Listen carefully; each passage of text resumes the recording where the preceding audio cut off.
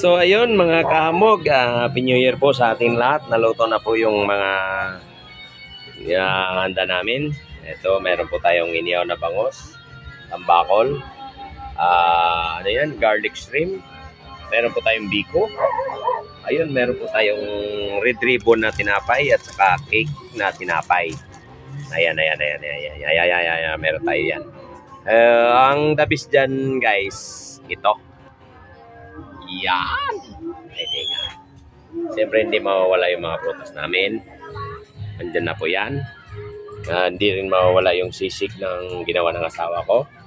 At saka the best, yung ulo. Yung lechon ng ulo ng baboy. Ayan guys. Oh, mainit yan guys. Oh, wow. Ayan. Siyempre guys, meron din tayong nilechon na pato.